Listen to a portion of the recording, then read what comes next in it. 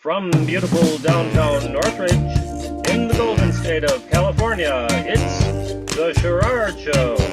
Tonight, Sherard welcomes Sam Kwasman, Susan Lanier, Johnny Whitaker, and Freda Payne. And now, ladies and gentlemen, here is the host and star of the show, the one, the only,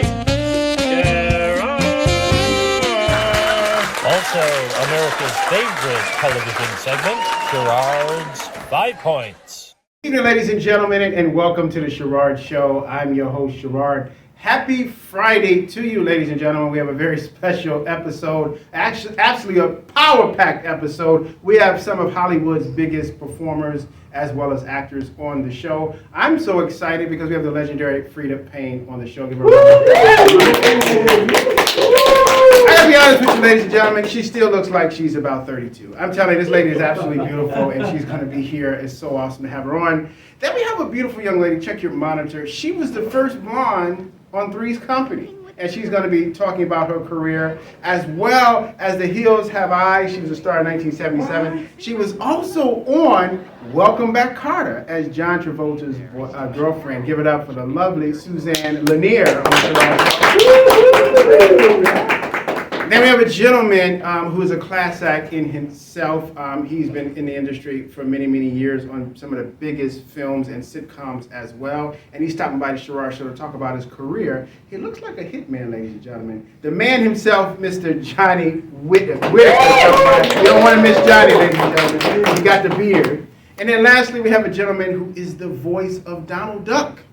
And he's going to show you that, but also he was the voice of many, is also Robot Chicken and so many more. He was also, as his affiliation with Jerry Seinfeld, you don't want to miss him, Mr. Sam Kwasman. Give him a round of applause. And then I'm so excited. Did everybody get paid today? Is it Friday? Is it payday or no? No? Okay, I guess it's next Friday, ladies and gentlemen. But I'm so excited. But you know, very interesting is on the 5 points. This is one of the most interesting 5 points that we've had before. I got a letter. I got a letter from a gentleman named Mr. Michael Wiley out of Chicago. And he just recently inherited a lot of money, ladies and gentlemen. And he wanted to know, he said people are starting to change on him. And he wanted to know, is it him changing or is it the people around him? So I'll give you 5 ways to find out if it's you or if it's the people around you. You want to hear that this afternoon? Yeah. Huh? Yeah. Can I get a better round of applause? You know, I got a better round of applause in a funeral home. I'm just telling you, so we can do better than that. On my 5 points, it is brought to you by my limited edition Rah-Rah shoes, where you can purchase a pair. Every $1 goes to the fight for the cure for lupus. All right, point number 1. Mike, you asked for this. It is you changing when if you get a lot of money, all of a sudden you change your number and you don't want to be bothered with the people that are below you. That's you, right? Don't you think?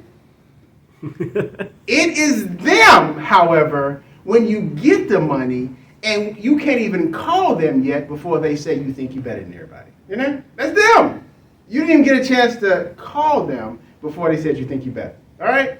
I'm just telling the people who are going to get $1 million soon. So you might get $1 million. You need to know this. Point number 2, ladies and gentlemen. It is you when you think you're better than people and you only got $10 in your bank account. That's you. It is them, however, when they want to cuss you out just because you can't give them a ride in your new car because you hadn't got the stick and registration. That's them. They didn't give you a chance. Is that right? Right. Yeah. Point. This is a tough crowd. I'm telling you, they can get paid. They get paid next week. Point number 3. It is you when you turn around and act like you're a better person just because you got new laces for them old shoes, right? When you think you're better than somebody because you got new laces for the old shoes, that's you.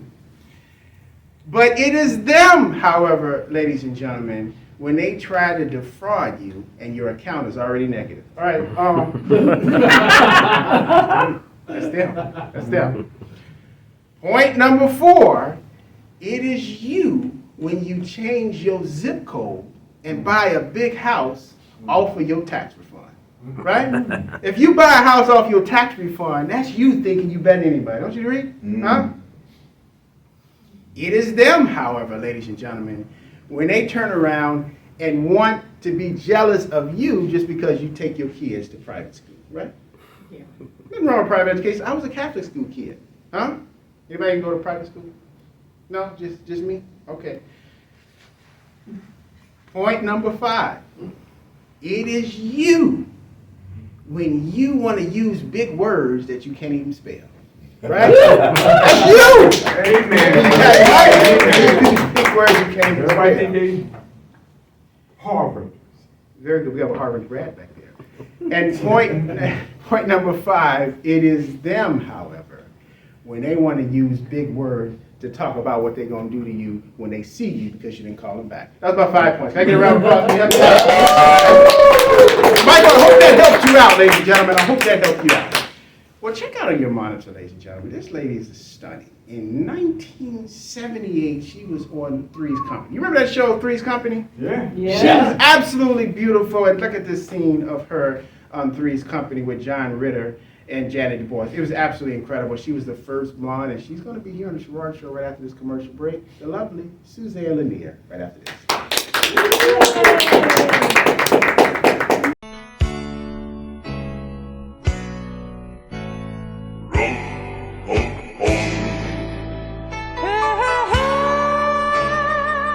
Well, the gentleman who was with the #1 group in Motown, the Temptations, the man himself, Mr. Griffin. That goes all the way back to, I guess I was maybe 4 or 5 years old. What was life like as a Temptation? Once we started rehearsing, getting ready for tours, it never stopped.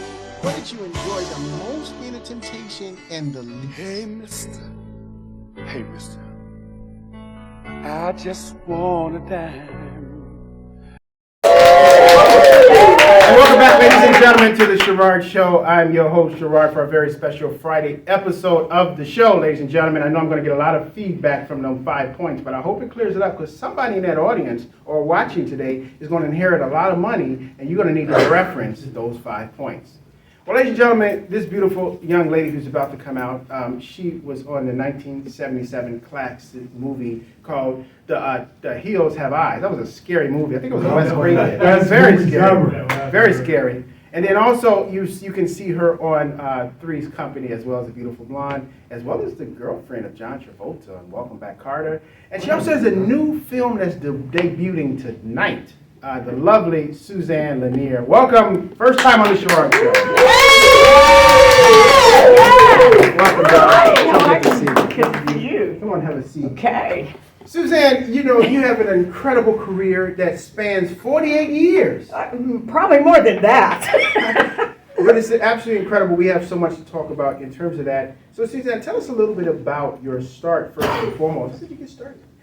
Well, I grew up in Dallas, so I started in music, and I was walking across a park when I was 13, and there was an audition for Winnie the Littlest Witch.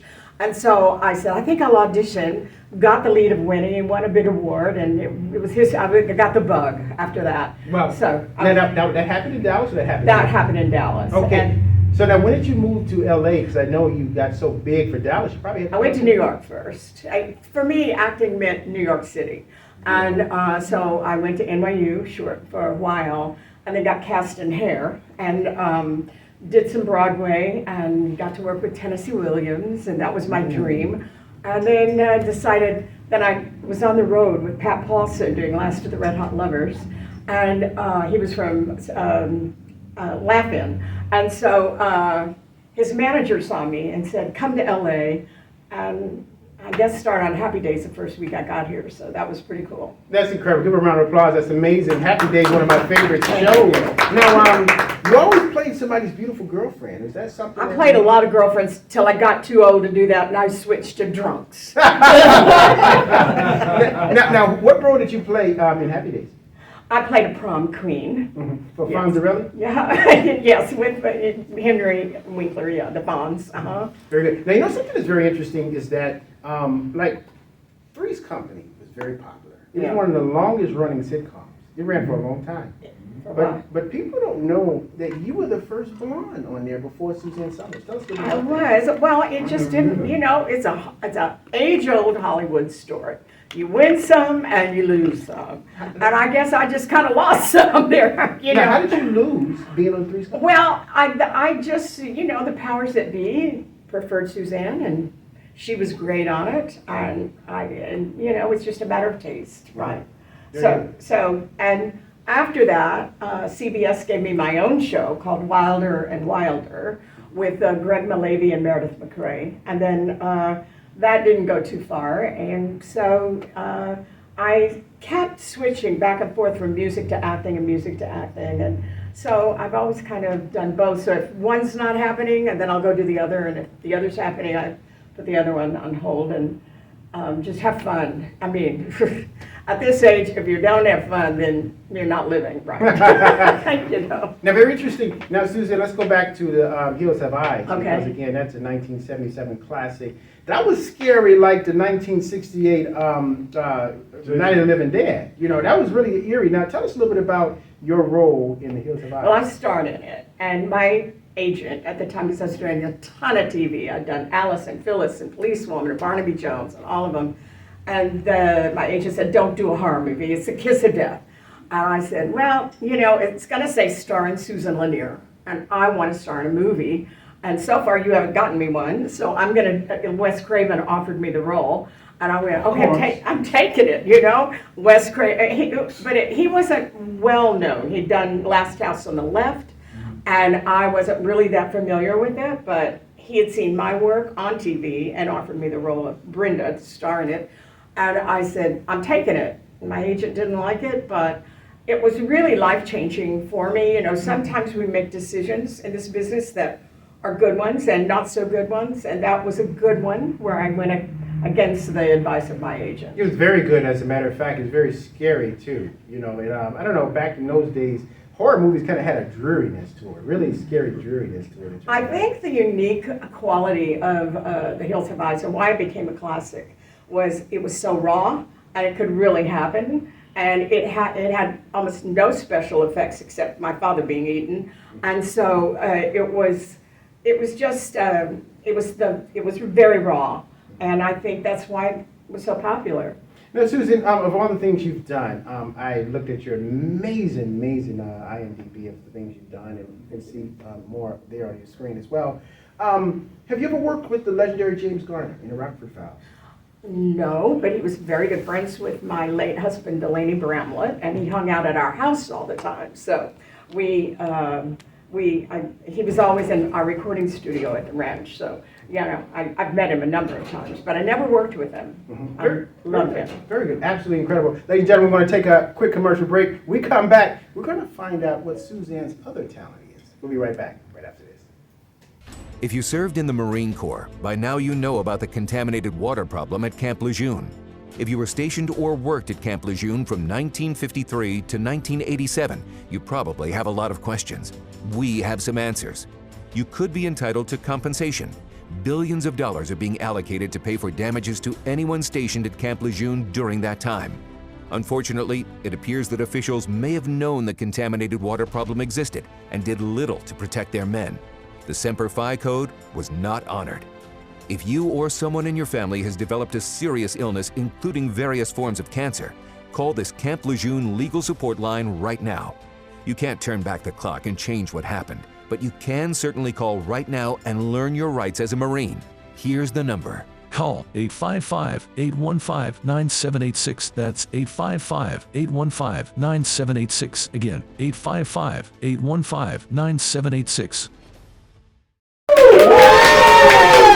And welcome back, ladies and gentlemen, to the Sherard Show for a very special Friday conversation with the lovely Susan Lanier. What a career. I mean, to be able to be this relevant, even, you say over 48 years later, and still doing big things. You actually have a film that debuted tonight. Tell us a little bit about it. I have a film that dropped today called The Boatyard, directed by Dale Stelly and produced by R.G. Graham. And It dropped on Amazon today, and I play a serial killer. You, a serial killer? Oh, I yeah. could never imagine. Oh, yeah. I told you, drunks and serial killers. So now what's the premise of the movie without giving too much away? Well, the boatyard, I work in a boatyard, and we have guests, and I don't know, it's a low-budget horror movie, what can I say? But, work is work. It's beautiful, it definitely is. I feel lucky to work at this age. Very good. Now, you have a very interesting talent as well, more so than just being an actress. You're also a what? A singer-songwriter, and I have a blues band, and so I write a lot of music, and I've written with the Everly Brothers, I've written with the Chambers Brothers, I've written music with my late husband Delaney Bramlett, and a lot of people, and I still gig from time to time. It's not a big thing, but I love to write and go to the studio. So I just had a Christmas release last year that did pretty well. So now, what do you enjoy more, singing or acting? I love that. God, I love both of them. But I really if I had to pick, I'd go with the music. Just because I can work every day without somebody casting me.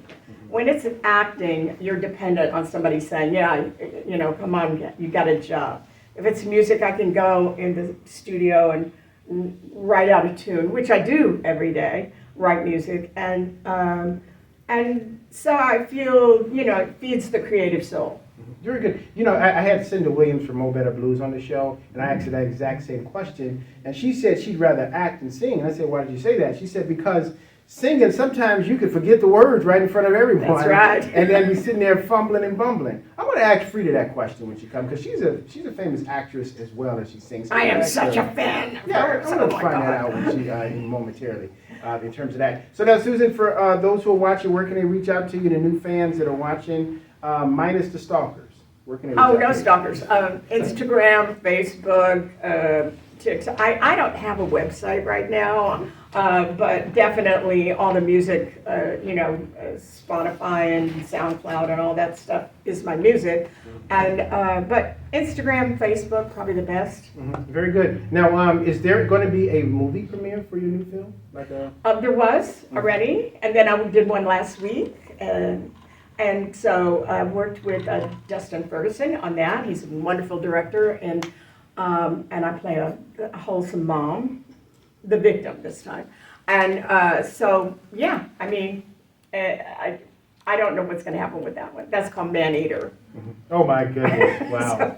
You have such an illustrious career. We're so thankful that you stopped by on the Sherard Show. I so appreciate you inviting me. I mean, give her a round of applause, a big one, ladies. Make sure you check out Hills Have Eyes. There's also her new movie on Amazon as well. The Boatyard. The Boatyard. You don't want to miss it out. Check it out tonight as well. Ladies and gentlemen, when we come back from this quick commercial break, we're going to have the man himself, Mr. Johnny Whitaker, stopping by. And I got to ask him, why do you look so gangster all the time? Johnny is going to be here right after this.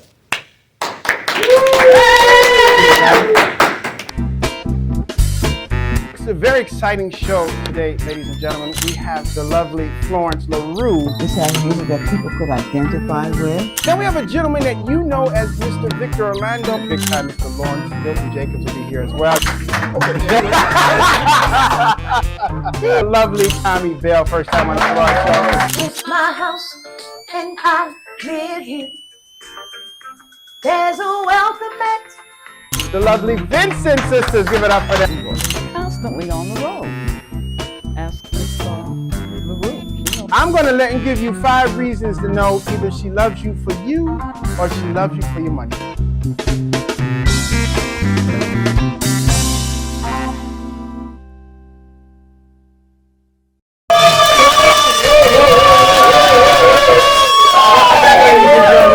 Sherard Show. I'm your host, Sherard, for our fabulous Friday episode of the show. My goodness, we just had the lovely Suzanne Lanier on the show. She makes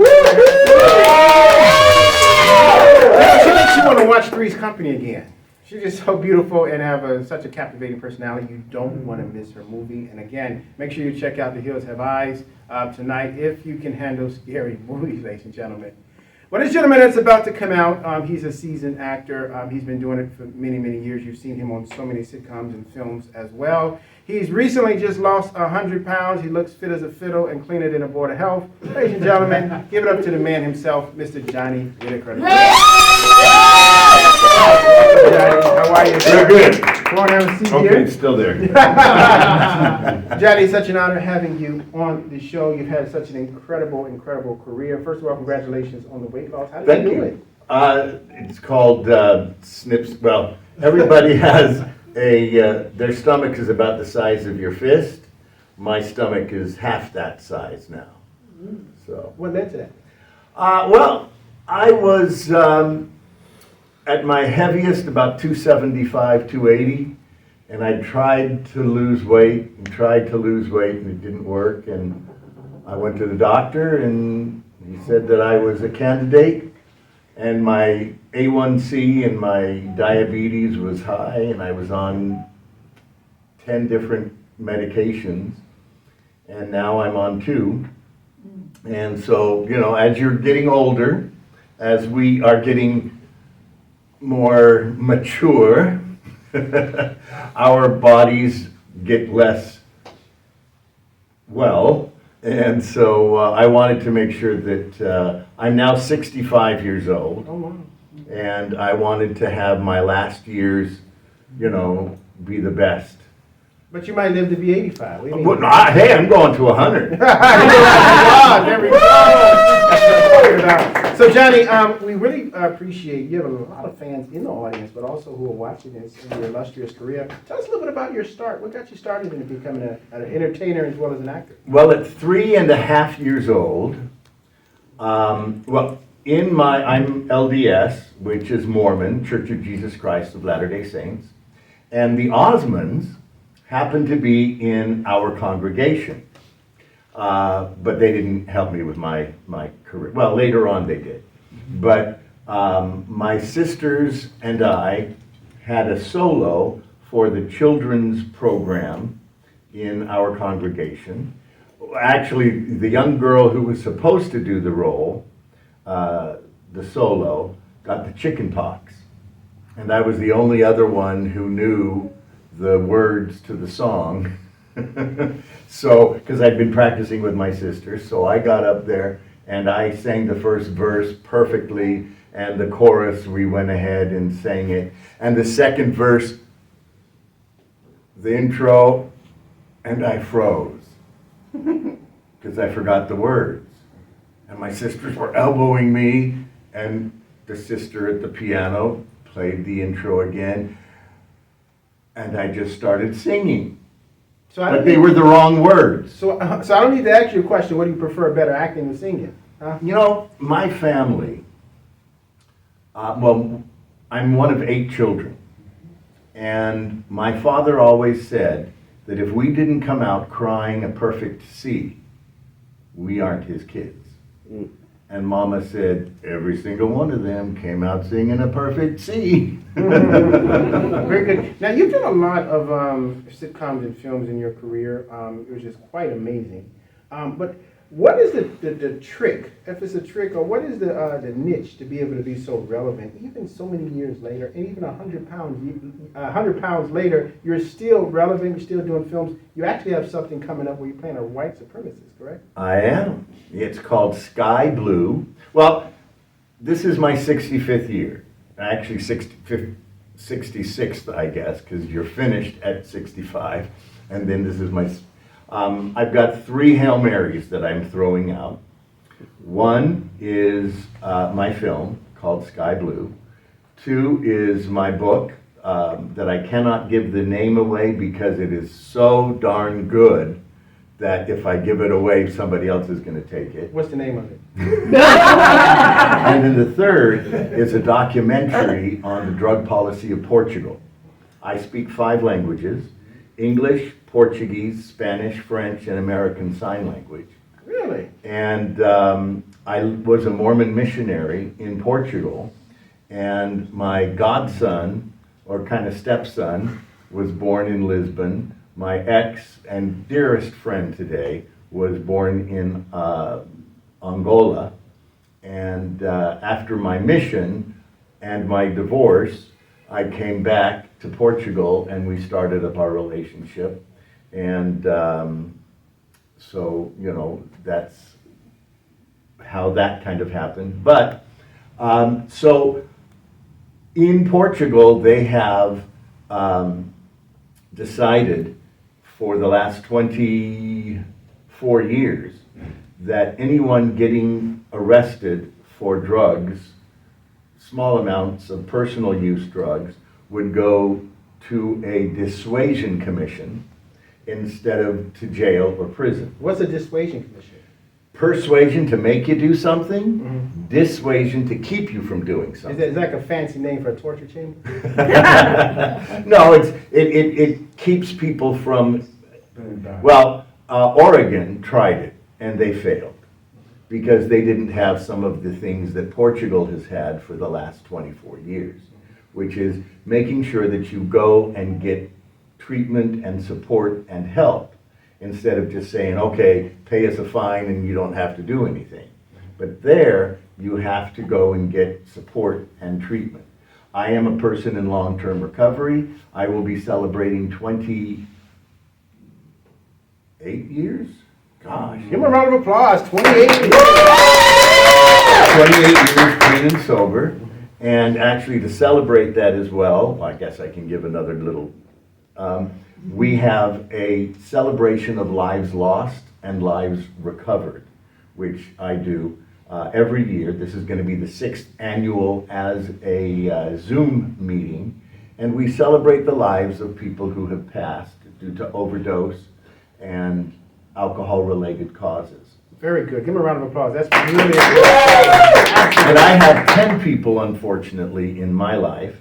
Anissa Jones, who was Buffy in Family Affair, was my first person that I had to deal with that was a young person. She died at 18 of drugs and alcohol. And then I have Dana Plato from Different Strokes. Wow. I was her last manager. And unfortunately, she passed away due to drugs and alcohol. Now, there's something I want to ask about Sure. that, because I know you got 8 more you want to mention, but we'll save it for the next commercial break. Okay. But the question I want to ask you is, you were a childhood star, right? Some say that. Okay. All right. So you were mentioning Dana Plato, and we'll save it for the next commercial break. But what is it that causes childhood stars like Gary Coleman, Dana Plato, and so many others to kind of derail to the point where, you know, they go into drugs and things like that, and just they seem like the type of guy? Hold that thought. We're going to take a quick commercial break, and he'll answer it right after this.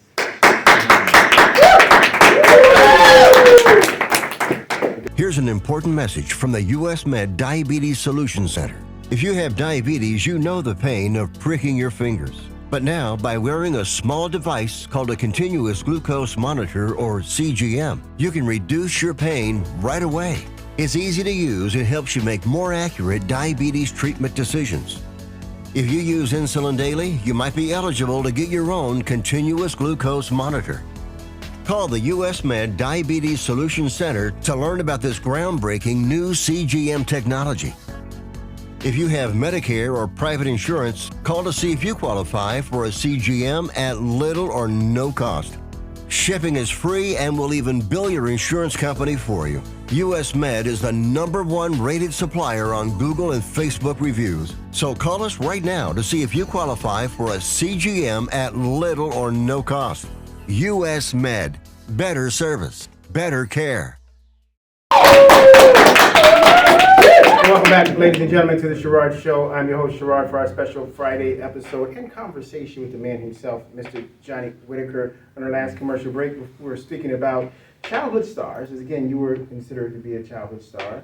And you were mentioning Dana Plato as one, you know, because the only person that's still alive from that show is Todd Bridges.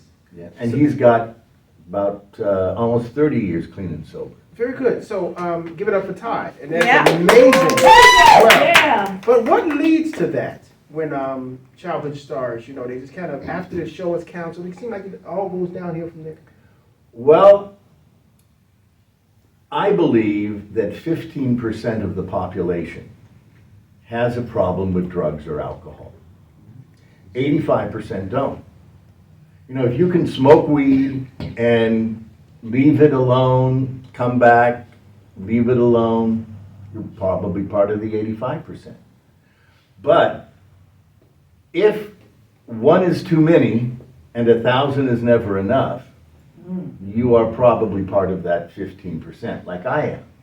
I mean, growing up LDS and Mormon, you don't do any drugs, no alcohol, no sex before marriage. But because of some situations that happened to me, I fell into getting into drugs and alcohol. And found out that I'm part of that 15%. But when it comes back to children who have, in the entertainment industry, there are 5 steps to adolescence. And in those 5 steps, it's what makes any young person a good, strong adult. And one of those is choosing a career path. We have one thrust upon us. Another one is choosing your friends and choosing your peers. We were thrust upon with peers that are 15, 20 years older than we are, but they were our peers, they were our friends.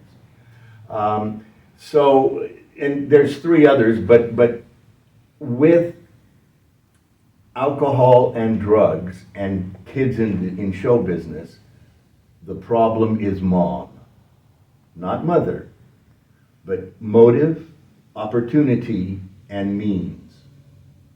And the motive, you're in a situation where people want to know and, be friends with you, and so you have the opportunity, and then if you're working in show business, you have the means. So a lot of times when you're a childhood star, you don't have people around you that can kind of keep you on the rails so often? Well, yes and no. When you get great big star power, like Michael Jackson, who wasn't a good friend of mine, but a contemporary, and knew him, you have yes men. And his doctor was a yes man, was afraid to lose his money and his golden ticket. And so he said, yes, whatever you want, instead of being a real doctor and saying, no, you will not get this until I give it to you, because if you've ever known anything about propofol, you need to be given it and checked every 15, 20 minutes until you come out of it. It's a very common, useful drug. And that's not one, can it be administered at home, or supposed to be administered in a hospital? It's supposed to be administered in a hospital with a doctor present. Now, his doctor was there present, but wasn't right then and there. So it's very, very precarious when you have that fame. Now myself, I have a wonderful family. I've got 7 brothers and, 6 brothers and sisters. Well, 2 brothers and 4 sisters. My eldest sister passed away. But so they're a great support system. Oh, absolutely, and that's what you need if you're a kid in the in show business, is a good support system. And I had it, but because of other causes, which you have to read the book and find out why. Now, where's your book? Where's your book? It's coming out. It's before the year's out? I'm hoping to have it finished by the end of the year. Very good. Along with my film, Sky Blue, SKYEBLEU movie.com. Now, that's the one where you're white supremacist? That's right. Was that a hard road to take on? It's a fun one because you get to be mean and you get to be nasty. You're not a mean person? Not necessarily. I don't know. You got I don't know. I'm voted. I really don't know. Anyway. Now you know the thing is I really don't want to talk about this. You really look so gangster. So why do you always look so gangster? Are you a natural looking hitman? That's it, man. Very good. Now, Johnny, for those who are watching, where can they reach out to you to see what you got going on? Well, for about 20 years, I've had JohnnyWhitaker.com. You can also, I've got a fan page on Facebook, and so it's just, you search for Johnny Whitaker actor, and it'll come up, and also on Instagram, and on most all of those I've got something or other. But especially, I want you to go and check out the Sky Blue movie, where my granddaughter is a mixed race, blue-eyed young lady who has nowhere to go except to my house, and I don't want it. Wow, I want to check that out. Give him a round of applause. I really appreciate that, Johnny. You got good things coming up and continue on your 28 years of sobriety. We really appreciate that about you. You're an example to so many people. And if you want any more information, go to the Sherard Show, and there'll be information there so that you can get all the websites and all of that. Absolutely correct. Ladies and gentlemen, when we come back, there's a cartoon that my daughter absolutely loves called Robot Chicken. Do you not know who the voice of that is? We'll find out right after this. We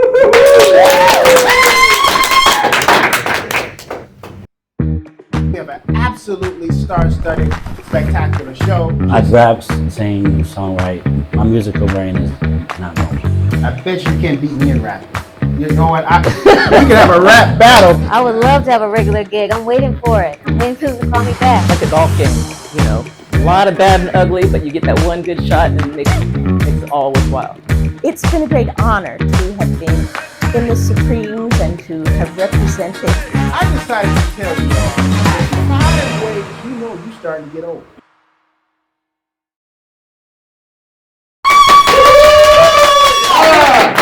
And welcome back, ladies and gentlemen, to the Sherard Show. I'm your host, Sherard, having a wonderful, wonderful time this Friday. My goodness, John Whitaker, I'm so proud of his progress as well as the things he's been doing. Give him another round of applause, man. Make sure you support his film as well. And we're going to do a part 2 on him because he just has so much that he's talking about as well.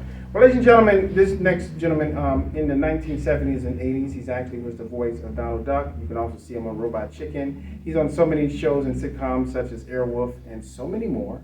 First time on the Sherard Show, the man himself, Mr. Sam Kwasman. Welcome. How are you? Good to see you, sir. Welcome. Did I overdress? Sorry about that. We got you from the golf course. Once we're done with this interview, you're going back out there. Sam, welcome to the show. How are you? Thank you. Thank you.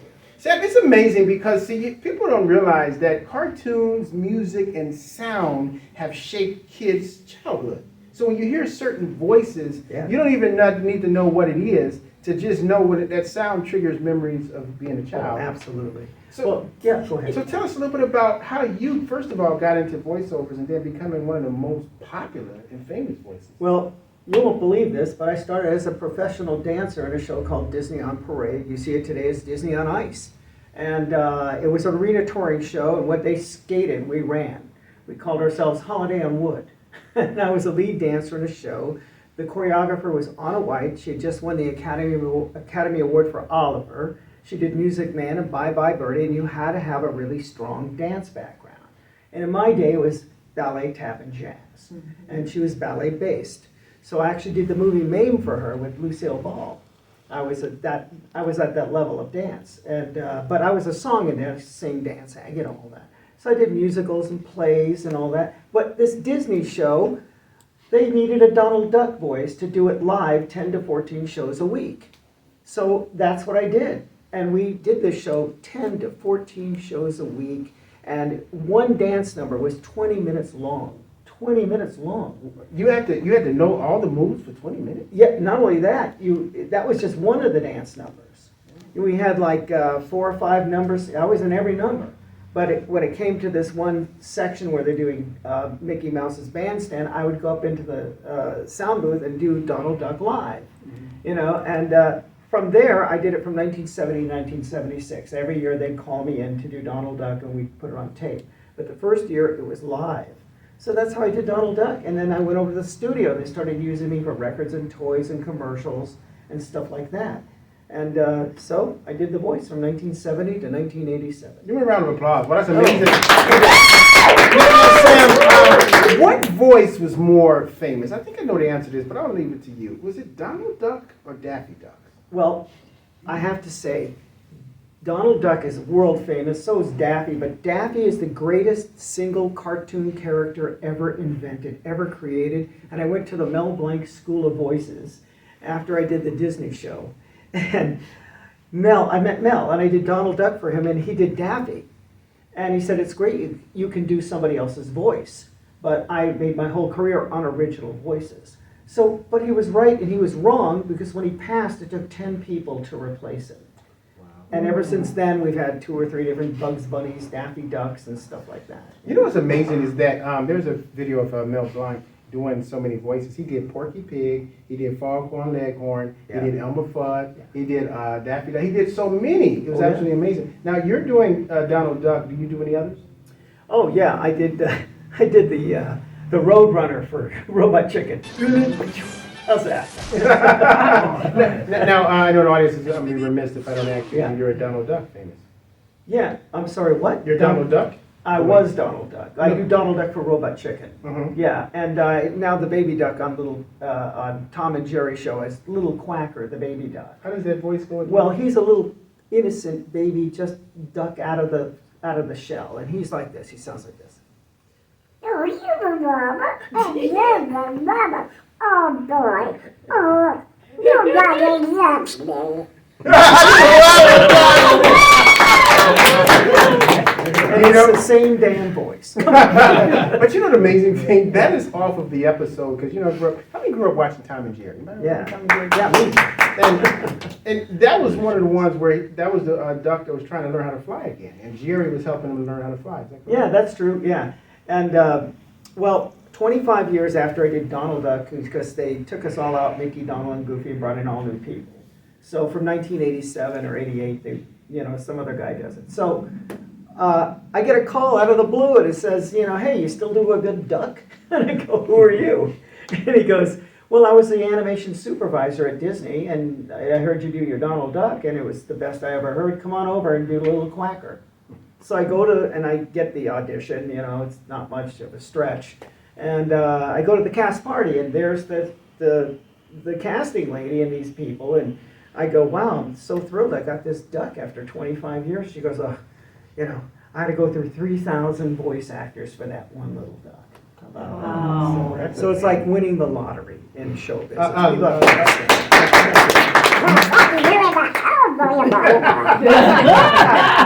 you have to make them sing, It's like a Little Quacker we had to make right on the spot, in the booth, right? I'm doing Quacker, and he goes, we need to do a song that I don't have to pay a royalty for. Can you make something up? And that's what you do. You make it up. So what was I doing? I thought, let's make him Sinatra. Scooby-Dooby-Doo. So I came up with, Scooby-Dooby-Doo, I'm going swimming. I'm going swimming today. Hey guys, we'll take that. Ladies and gentlemen, when we come back, we'll have more with the man himself, Mr. Sam Kwasman.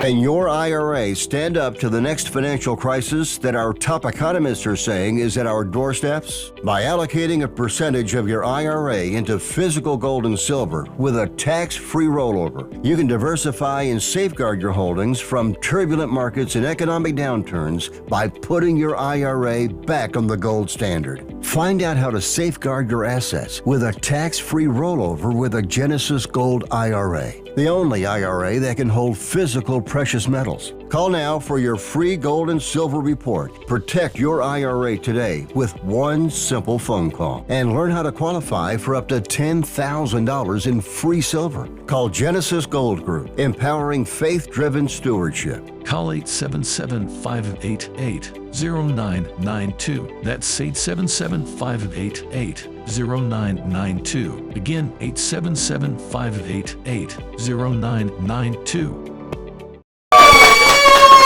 And welcome back, ladies and gentlemen, to the Sherard Show. I'm your host, Sherard, for our fabulous Friday episode, speaking to the man himself, Mr. Sam Kwasman, the voice of one of the voices of Donald Duck and Robot Chicken as well. He's been doing so many things. One of the things that's interesting, one show that I absolutely loved that was in the 80s was Airwolf. And you were also, that was the one with the helicopter and all this really cool stuff and everything. What was your role in that? I was just this Corporal Munga. And I sat in the underplane, and looked out, and there's a helicopter out there. So they wouldn't even see my face. It's just a gas mask, and I'm going, what the? There's a helicopter flying as fast as a jet, and everybody on the set was really nice. I loved Airwolf as well. And then also Family Ties. I mean, that was an immensely popular show. What was your role there? Well, I was the guest star. I played a ventriloquist and the opening act for Meredith Baxter Birney. And the reason I got it was because the writer, the executive producer, worked on the Bob Newhart show. So I did this episode of the Bob Newhart show where I played a ventriloquist who believed the dummy was real and wanted to leave the act. And I had to go to Bob Newhart for therapy. He was a psychologist. Mm-hmm. And the dummy asks him to leave so we can talk. And then when he wants to go back in, I tell him just, Frank wants to talk to you alone. Anyways, Emmy nominated, Bob's favorite episode. I mean, every year for his birthday, what's your favorite episode? The ventriloquist. So it was a real honor. That was one of my absolute highest, one of the high points of my career. But you also work with Mr. Jerry Seinfeld as well. Yeah, we did Comedians in Cars Getting Coffee, and I used to do stand-up with him. Mm-hmm. So he's really prolific. He just keeps writing and writing and writing, and you have to understand, that's the key. It's a writer's medium, stand-up comedy. As for me, after all the things I've done, I'm currently now the male stripper at the Jewish Home for the Aged. It's a great job. You come back the next day, they think you're the new guy. Very good, very good. Now, what do you have upcoming besides being a stripper? Well, thank you. I did this video game, and I had to make up the language. And it's all just gibberish, and it's a High Point thing, and I don't know what it's about. I just know the little character that I did, and it's all like, stuff like that. So, but you make it up, you have to make him angry, you have to make him charge, you have to make him happy and sad. And that's the thing about creating a cartoon character. It's the acting. Anybody can do the voice. I mean, a lot of people can do voices, but you've got to get the acting. You've got to make him angry and happy and sad and lonely and all that. That's the key to voice acting.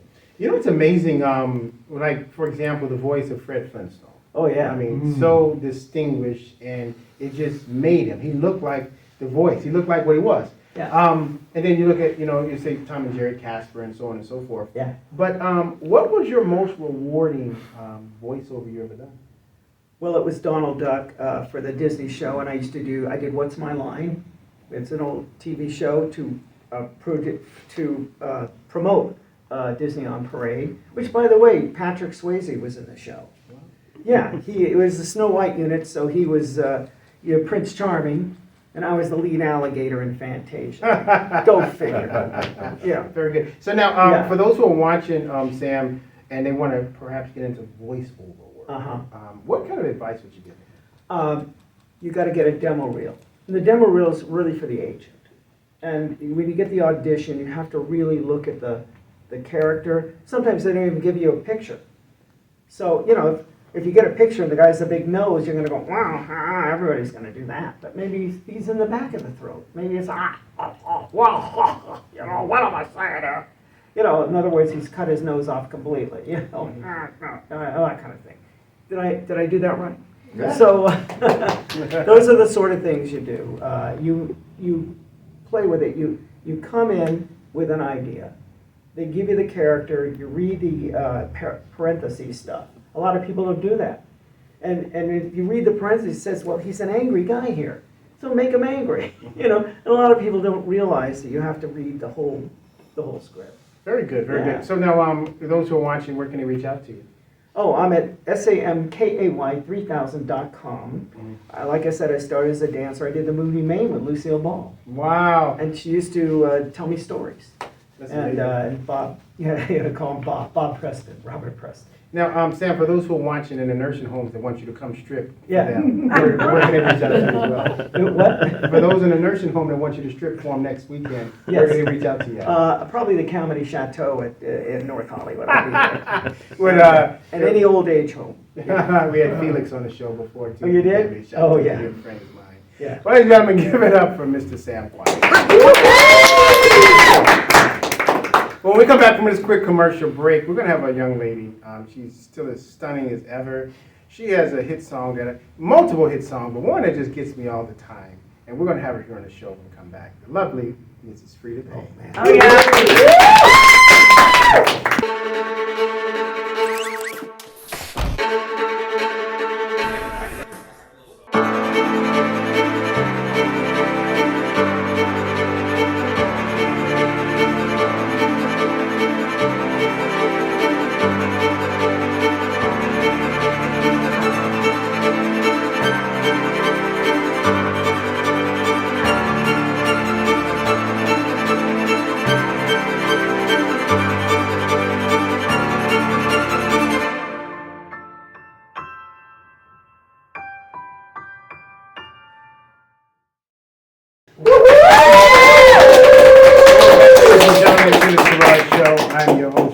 My goodness, we're so excited about this episode. It's so much fun. The talent that's on this show as well. This episode, give another round of applause for the man himself, Mr. Sam Kwasman. My goodness, when you hear those voices that you grew up listening to as a child, it can do something to you.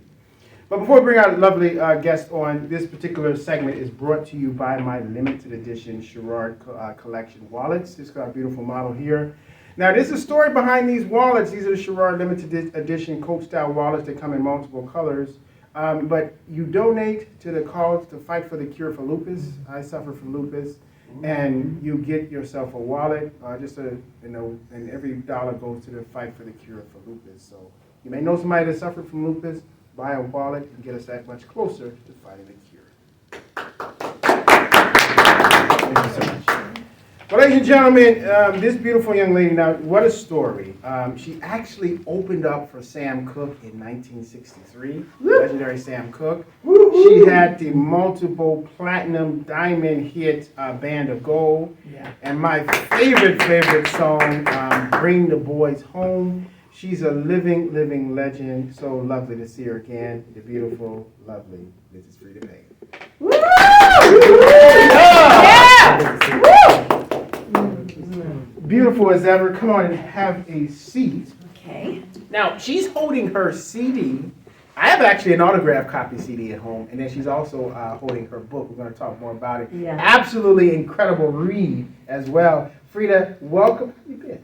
I've been fine. Just, like trying to hold up, But you're very busy because I saw you at the Catalina for the Enthroned Honors. Uh-huh. And then I saw you at the Quincy Jones, I believe it was the Quincy Jones tribute. You've been very busy. Yes. Yeah. What does it mean to touch so many lives as you have for so many years? Well, I just feel blessed. I just feel blessed that God has given me a voice, a talent. Sometimes I wonder, why do I deserve all of this? It's one of those things where you see, I've seen people and women that I've known as I came along, like back when I was in my late teens, and I'm thinking, well, where are they now? So this business is a business of survival, and it's like if you can survive and stay on track, and as they were talking, he was talking about not getting into drugs, giving into substance abuse. I'm not saying that I'm a goody two-shoes, when I came along, of course I did things, I drank and but I never was an alcoholic. I did like smoke some weed, I did a little coke, but I quit all of that except for the alcohol. When I got pregnant with my son back in 1976, I stopped it. I don't know what it was. Something said, it's time to grow up. It's time to cut that out. This is not what you want, And I had been around, and it's the company you keep. It's the company you surround yourself with. And I remember when I moved, I'm from Detroit, but I went to New York when I was 18, and I remember it was the people that were around me, and for some reason the devil is always out there looking for new recruits, you know what I mean? Mm-hmm. And people would, sometimes when you're trying to live a clean life, there's always somebody coming to your dressing room saying, hey, you want to blow? You know, that kind of stuff, you know. Preach. And then all of a sudden I realized, I said, I can't be doing this. I've got to save my voice. It's not good for my voice. So I just stopped, period. So now I just have my little glass of wine and I have my little glass of champagne and that's it. You know, Freda, it's amazing because your career spans well over 50 years. You've been doing 60. I mean, well over. 60, honey. My goodness, even more than that. And if you look at your monitor right now, you'll see her on the cover of the Jet magazine. How many times were you on the cover of Jet? Several. But see, the first time I think was back in the 60s, and I was they said Quincy Jones' new protege. Freda Payne, and that was the first cover. So, and then I did other covers. I did like about 6 or 7 covers, and then I had the privilege of being on the cover of Ebony, which was a big deal. Yes, it was. Give her a round of applause. Look at your You don't have that, do you? Yeah, we have it. We have it. Oh, okay. She was an absolute stunner. Now, the thing that's amazing to me is that when they wrote and presented Band of Gold, you said you never liked the song. When I first heard it, it was like, it wasn't that I didn't like it, I didn't love it, I'll put it that way, you know. It was like, okay, because I had signed with Holland, Dozier and Holland, you know, Eddie and Brian Holland and Lamont Dozier. And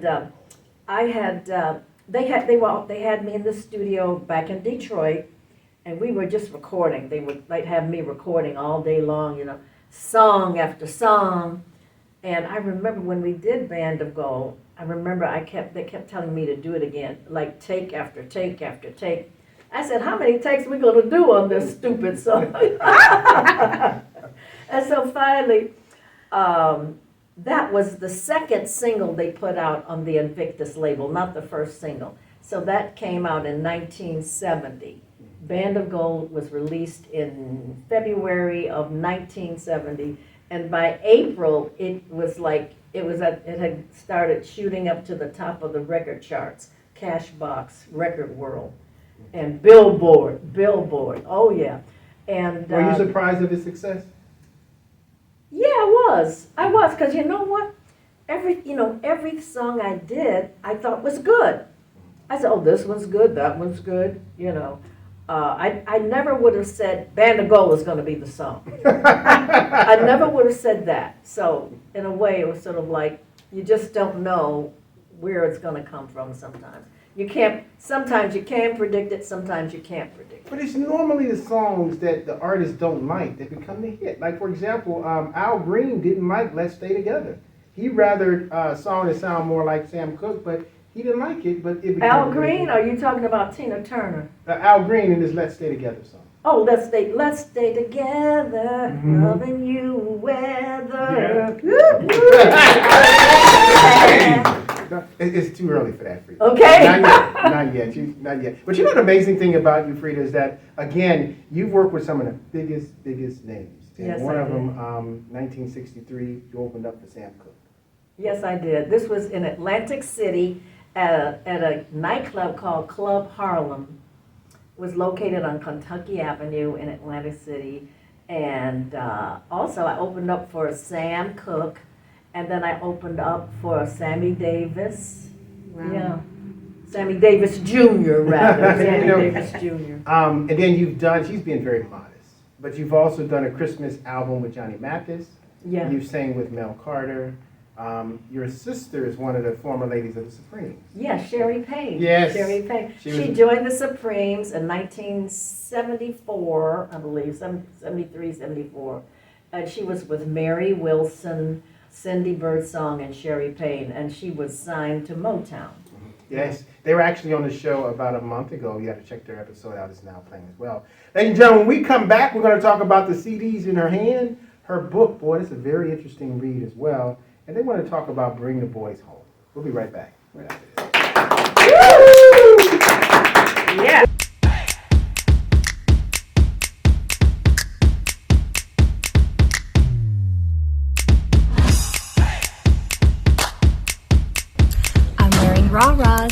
February.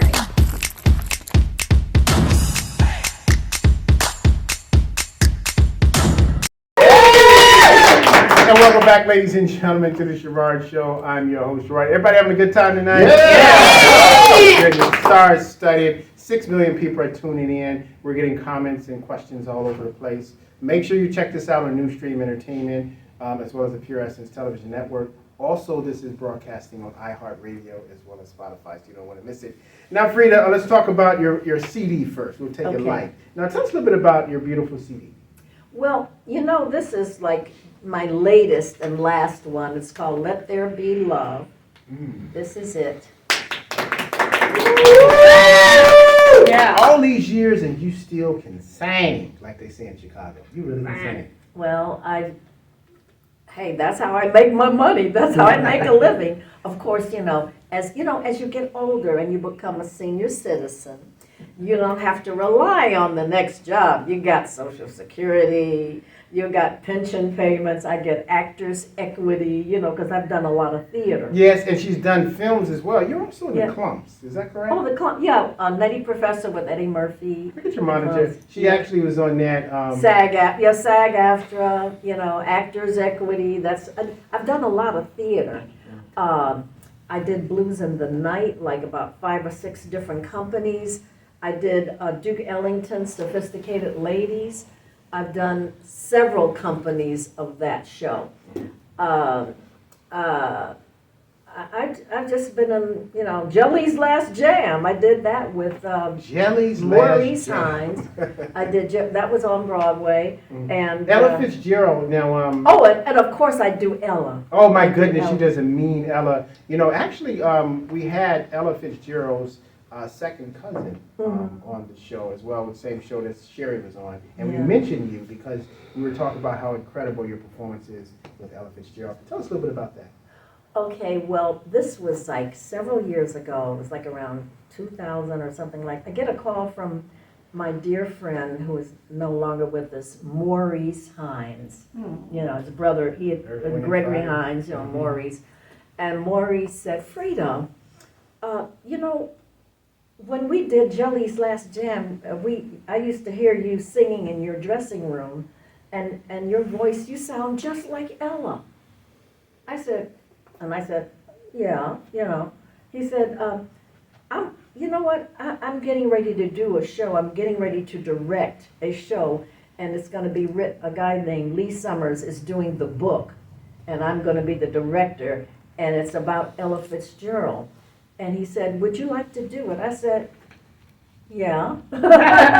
Yeah. You did a lot of traveling doing that, didn't you? You traveled we did. It was, the first one I did was in New Jersey, and it was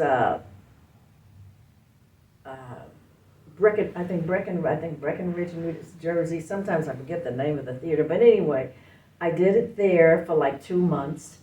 And then after that, like about a few years later, I was called back to do it again, and then again and again and again. And the last time I did it was at the Meadowbrook Theater in Michigan, outside of Detroit. Oh my goodness! And that was the last. That was in 2023, and I did it there I was there for like 2 months. Very good, very busy lady. Give her another round of applause. My goodness.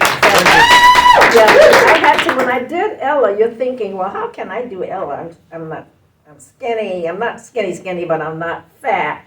Well, they put on I had to wear like a padded undergarments and then padded clothes. They made me look like I had put on 80 pounds or 100 pounds. And then I had the little short wigs. Wow. And all that. So I had to actually I had to morph into the character of Ella. And then, of course, I'm singing the songs was a dream for me. Wow. Just singing and the scatting was like a dream. Wow, that's absolutely amazing. Really quick, Freda, let's talk about your book. Where can they first purchase it? Now you can get this on Amazon. Mm-hmm. You see that? Look how beautiful she is. My goodness. Stunning. Absolutely stunning. Now, this is not for someone that's under 18, okay? I want you to know that. Tell us a little bit about what we can expect for those who haven't read it in your book. Well, it's about my life. It's called Band of Gold, a memoir by Freda Payne. And it's really about my life, my actual true life, starting from being a little kid in Detroit, very shy, painfully shy. I was a tomboy as well, and how I didn't develop until I was about 11 or 12. But then when I did develop, I had breasts and everything. So boys would come and try to in school, you guys know what you did. Boys would come up and want to try to feel my breast. I'm sure girls are familiar with that, especially if you have big breasts. Shame on you, boys. And that would develop into a fight. I remember once on the playground. I remember once a boy ran up to me and behind me and he did this. Put his arms around me and felt my breast. And I did this. I backflipped him. and then I came up and I hit him in the face and I bloodied his nose. Wow. Make sure you check out her book. It's an incredible read. If you're fortunate, you may be able to get an autographed copy. Who knows? Sure. Who knows? Sure, you can get this one. But Freda, I just want to tell you, thank you for all you've done. You're a living legend. You've changed and shaped people's life. You've touched so many souls with a beautiful song. You got to listen to it. If you've never heard it, listen to Bring the Boys Home. That song was written during the Vietnam time, right? It was, and it came out at a time where it had the most impact. 1971, Band of Gold was 1970. That got to #1. That was a gold record. Bring the Boys Home came out in 71, and we were at war with Vietnam. The fathers are pleading, mothers are all alone, lovers are begging, send our sons back home. We march them away over ships and plains to an endless war, facing death in vain. Bring the boys home, bring them back alive. Bring the boys home, bring them back alive. Bring the boys home, bring them back alive. Bring the boys home, bring them back alive. Why don't you turn the ships around? Everybody ought to lay your weapons down. Can't you see them marching across the sky? All the soldiers that have died, they're trying to come home. Can't you see them trying to come home? Oh yeah, they're trying to get home. They're fighting to come home, home. Bring the boys home, yeah. I'm going to be appearing September, which is the next month, at the Catalina Bar and Grill in Hollywood. Are we invited? Yes, you are invited, Sherard. Mercy, you got to come and see her just before. September the 27th. Write it down, everybody. September the 27th, Catalina Bar and Grill. And it's going to be not my usual show. I'm going to be giving a tribute to different ladies. Dinah Washington, of course, Ella Fitzgerald, and Nancy Wilson, and Lena Horne. Wow! I'm going to be doing. Make sure you're there. I'm going to be there. Live on location. You definitely want to check it out at the Catalina Nightclub. This lady is just a living life. One more round of applause for her. I want to thank everybody who stopped by on the Sherard Show today, ladies and gentlemen. We had a wonderful episode from the lovely Suzanne Lanier from Three's Company and the Hills Have Eyes and so many. Make sure you check out her films. Give it another round of applause for Suzanne Lanier. Then we had the gangster himself, the man himself, Mr. Johnny Whitaker, stopping by the show. Really appreciate him as well. And then the voice of the Donald Duck in the 70s, as well as Robot Chicken, Airwolf, he was on Airwolf and so many others. Sam Kwasman, give him a round of applause as well. And then the icon herself, the lovely. Yeah. And stay tuned on our next episode of the Sherard Show, where we're going to have Mr. Leonard Skinner stopping by the show. You don't want to miss him stopping by on the show. If you don't know Mr. Leonard Skinner, check out your monitor. He's getting down on that. And then also make sure you keep it locked in on the Sherard Show for some of the greatest episodes and content as well. Now trending, my interview with the former Temptation, Mr. Glenn Leonard. You want to check that out as well.